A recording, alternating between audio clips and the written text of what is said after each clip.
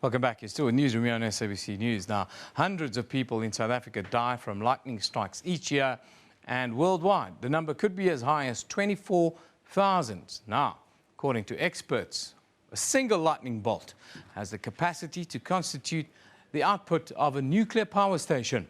The South African Weather Service and the Department of Environmental Affairs, together with LIGHTS, the Lightning Interest Group for Health Technology and Science, hosted a one-day conference about lightning specifically.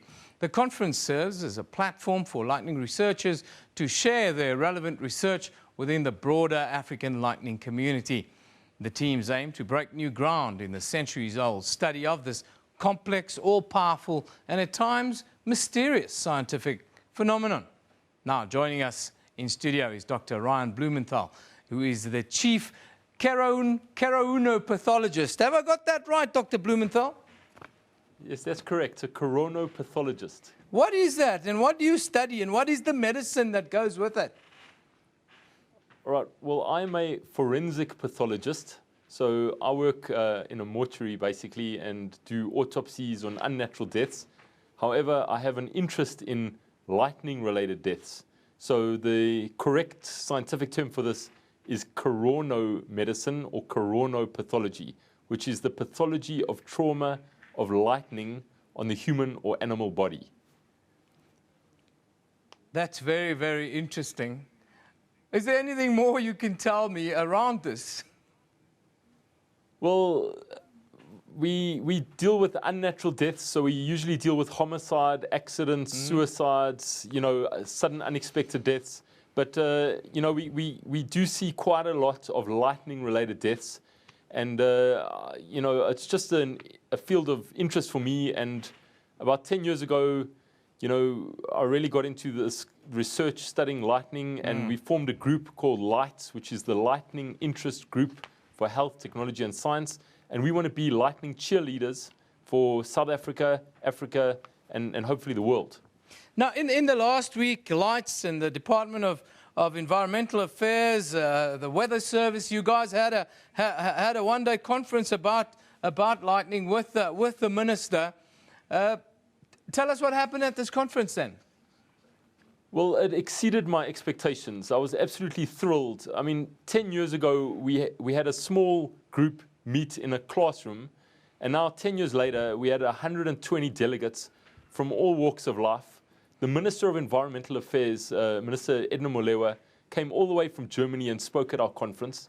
We had people from all industries, from South African Weather Service, climatologists, mining engineers, photographers, South African Air Force. We had all walks of life. Everyone who's affected by lightning came to our conference, the representatives, and they met in one room and we spoke, because people usually work in silos. And now we managed to get them to interact and, talk to one another.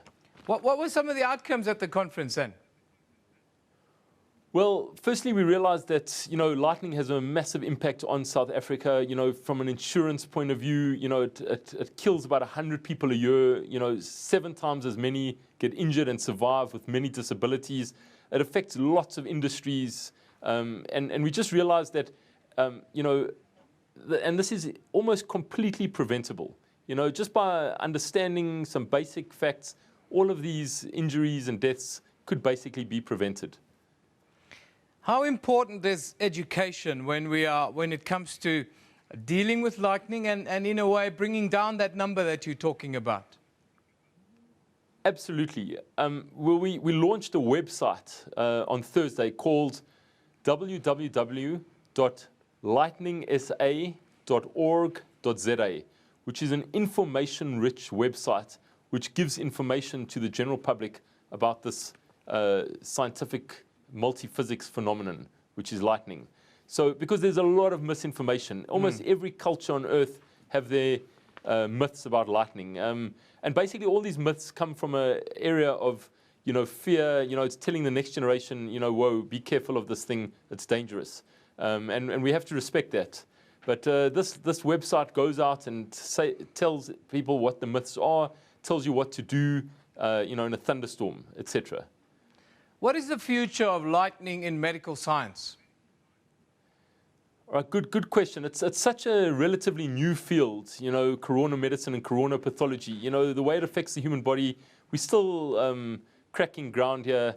You know, people that have been struck and that survive have chronic problems throughout their life. Lots of neurological, nervous system problems and cardiac problems, and they develop cataracts in their eyes and hearing problems. So, you know, it's very, very complex. So, and as I say, these are all basically preventable by sticking to some basic rules. So when thunder roars, go indoors, for example. Know the weather patterns in your area. Give yourself sufficient time to get inside a fully enclosed metallic surface during a thunderstorm. Will we ever get to a place on this planet where we'd be able to harness the power of lightning, or even predict lightning for that matter? All right, I'm a human forensic pathologist. I think I'd be in trouble if I were to answer that. But I mean, we live in hope, and I mean, it is a tremendous amount of energy. You know, lightning can be heard from 25 kilometers away. So, I mean, that's just the sound of it, which is a tremendous amount of energy. What about the way that we in the media deal with lightning and report on lightning and so forth? Are you satisfied that we're doing enough? Well, I think obviously we can always do better, and we can always do more. You know, I'd love to see lightning cheerleading reach all corners of our country. You know, and whether this is by wrap around banners on buses, or street theatre in rural areas, or, you know, through cell phone technology. You know, we must find innovative ways of, you know, teaching lightning safety and lightning awareness to the furthest reaches of our country and, you know, Africa and the world. So we have still a long way to go, and we can obviously do much better. On that note, who are the most at risk, do you think? Well, that's the thing. You know, we are all at risk when you're outdoors. It's completely anonymous. It's random. You know, it hits all cultures. You know, when you're outdoors, you're at risk. So when thunder roars, go indoors. That is the best advice that we can give you. Yeah, no one is more at risk than anyone else outdoors. In conclusion, just tell us about this new website, lightning website, that's been launched. What are you guys hoping to achieve with that, and what sort of communication process are you engaging on? All right, so the website's name is www.lightningsa.org.za. And our vision behind this website is that it would be an information-rich resource for South Africans regarding lightning. So anyone can just log on at any time. There's, you know, blogs. There'll be information, you know, relevant research. There's, you know, On the Pulse with Dr. B, you know, where we talk about medical issues.